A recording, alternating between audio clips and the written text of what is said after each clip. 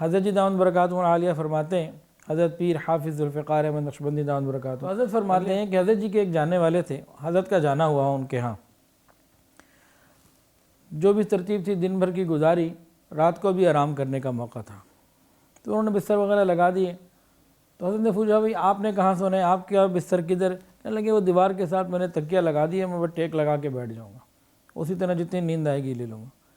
بھئی آپ کا بستر کدھر ہے، آپ کیوں نہیں لیٹ رہے؟ کہنے لگے حضرت میں لیٹ کر سونے کی نعمت سے محروم ہوں، کہ میں لیٹ کر سونے کی نعمت سے محروم ہوں۔ بھئی کیوں محروم ہیں؟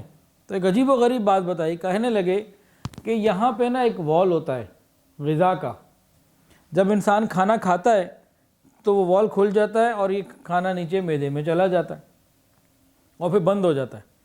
پھر انسان بالفرض اگر کھانا کھانے کے بعد رکوع کرے، سجدہ کرے، تو یہ بند وال اس غذا کو باہر آنے نہیں دیتا، یہ ون وے وال ہے، کھایا پیا آپ نے، وہ کھلا غذا نیچے، اور کھانا کھانے کے فوراً بعد اگر آپ لیٹ جاتے ہیں یا سجدے میں چلے جاتے ہیں، یہ وال بند ہو گیا، اب یہ باہر نہیں آنے دے گا۔ کہنے لگے حضرت میرا یہ سسٹم خراب ہو چکا، اب میں کھانا اندر لے جاتا ہوں تو وال لیک ہے، میرا کھلا ہوا ہے، وہ کھانا اندر چلا جاتا ہے، اور میں لیٹتا ہوں سجدے میں جاتا ہوں تو وہ باہر آ جاتا ہے، میں لیٹ ہی نہیں سکتا۔ اب اللہ رب العزت کی کتنی بڑی نعمت ہے، کبھی ہم نے اس نعمت کا کوئی شمار کیا یا اس کا شکر ادا کیا؟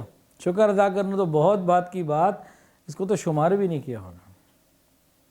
پھر حضرت جی ہی نے ایک اور بیان کیا واقعہ، فرمایا کہ ایک شخص تھا، ایکسیڈنٹ ہوا، اور یہ آنکھ کے اوپر یہ جو پلکیں ہیں نا، ایک یہ ہٹ گئی، ایکسیڈنٹ میں آنکھ باقی رہی، یہ اوپر کی پلک جو جھک جاتی ہے نا، یہ کٹ گئی ایک۔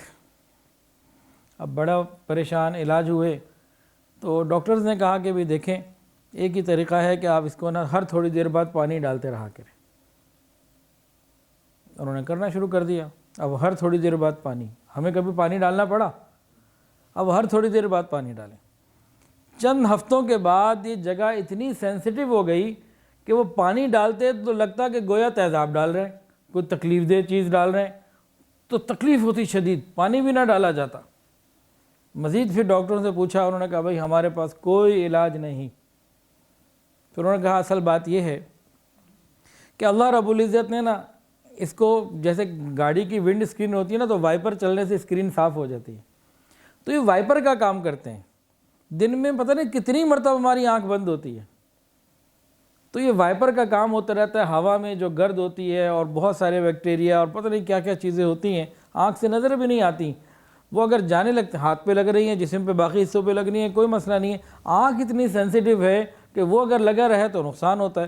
تو یہ آنکھ کا جب بند ہو کے کھلنا ہوتا ہے نا، یہ وائپر چلنا ہوتا ہے، اور پانی اس میں سے نکلتا رہتا ہے، خاص معمولی سی مقدار کے مطابق آنکھ گیلی بھی رہتی ہے اور صاف بھی رہتی ہے۔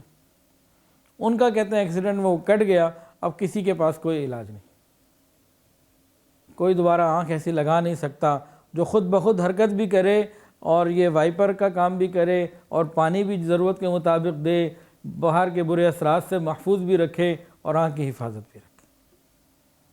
اب دیکھیں یہ پلکیں کتنی بڑی نعمت ہے، ہم لوگوں کو نعمتوں کا احساس نہیں ہوتا، یہ نعمتوں کی ناقدری میں ہم سب کا ایک ہی حال ہے۔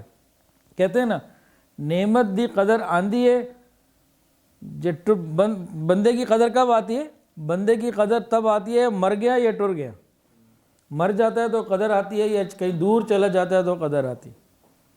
میاں بیوی ساتھ اچھی زندگی گزار رہے ہوتے ہیں، اچانک کوئی، آج میں ہال روڈ پہ ایک دکان ہے ان کے پاس گیا، وہ امپورٹر ہے، یو پی ایس وغیرہ منگواتے ہیں، سولرز وغیرہ، ان کے پاس میں گیا تو انہوں نے ایک مسئلہ پوچھا، انہوں نے کہا جی کوئی جاننے والے ایسے ہیں، دو میاں بیوی ہیں اور جناب ان کا آپس میں تعلق اچھا تھا، لیکن غصے میں بیوی شوہر نے 3 جو ہے نا وہ لفظ بول دیے، اب بتائیں کیا کریں، وہ دونوں راضی ہیں کہ مل جائیں؟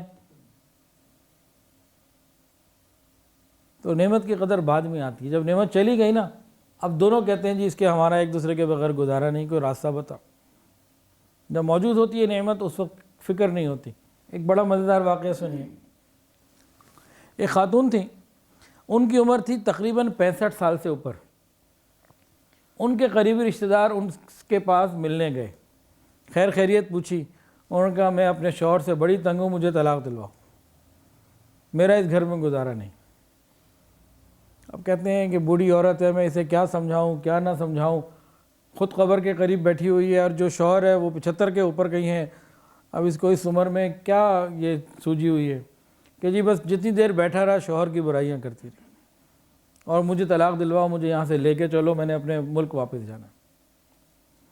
خیر کہتے ہیں میں سن کے واپس آ گیا، میں نے تو کوئی ایکشن نہیں لیا، وہ اللہ سے مانگتے رہا اللہ مہربانی فرما دے.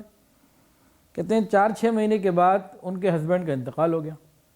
اب میں تعزیت کے لیے گیا، وہ محرم خاتون تھیں، اور اب جب میں گیا تو اب وہ رو رہی ہیں. اتنا اچھا تھا، اس کے بغیر میرا گزارا نہیں تھا، زندگی کے اتنا لمبا ٹائم میں نے اس کے ساتھ گزارا، اس کے اندر تو کوئی برائی تھی نہیں، اور جناب اب کیسٹ چینج ہو گئی، اب تعریفوں والی سائڈ چل پڑی.